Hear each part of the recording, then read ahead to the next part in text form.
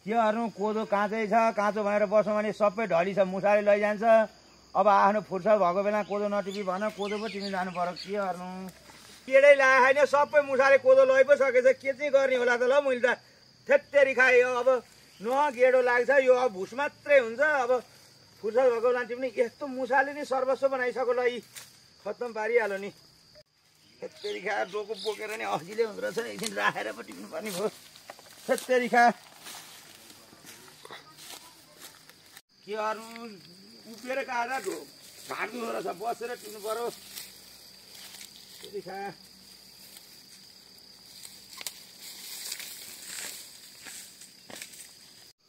ल भर्खर राखेँ यहाँ डोको त डोकै छैन ल ए होइन मेरो सुत्दा आँखा छ ल लानी कुन चाहिँ होला ल झन् आज अलिकति फुर्सा गरेर कोदो टिप्यो भने डोकै पो कुन चाहिँ लौदियो कस्तो आफत कति बोकेर टिप्नु राखेर टिप्नु टप्पा टप छिटो पनि हुन्छ कति चाहिँ गर्नु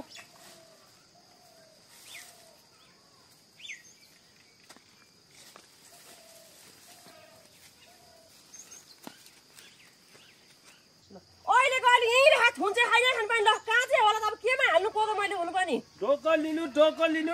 लिनु सस्तोमा डोको लिनु ल डोको भयो नि किन्नु पर्यो अब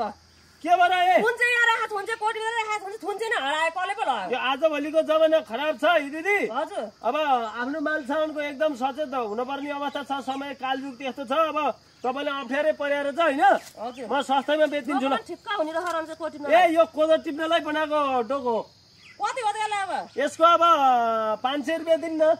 थुन्चे हराइहाल्यो के डोको भयो नि किन्नु त पर्यो नि ए कुन चाहिँ लोको होला त कति हो तिम्रो डोकाको मोल अब यो डोकोको अहिले महँगै छ बलियो पनि छ यो डोको होइन हजुर 500 रुपियाँ भयो भने म तपाईँलाई डोको बेचिदिन्छु ल मलाई ठिक्क हुने आपत्ति परेर त हराइहाल्यो के गर्नु कसले पो लगायो राखेर खानु छैन अयो होस् गर्नु है फेरि यो डोको नि हराउला होस् गर्नु 500 रुपियाँ ल जय होस् तपाईँको ल म यसैमा टिप्छु कोदो अब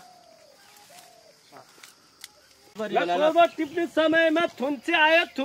नयाँ थुन्चे आयो ए बन्दुक मित्र थुन्चे लिन्छौ त तिमी के लिनु यहाँ भर्खर राखेँ आफ्नो डोको हरायो लिउँ कि नलिउँ कोदो टिप्नु भनेर आएको केही न केही मलाई नि बेकार यहाँ समय खराब छ यी बन्दुक मित्र बाबु अब राम्रोसँग आफ्नो माल सामानको होस् गरेन भने जे पनि हुनसक्छ अब तिमीलाई समस्या पर्यो भाइ यो थुन्चे किने नि त म थुन्चे कति भने थुन्चेको यो थुन्चेको त महँगो छ हेर यो थुन्चेको टक्रकै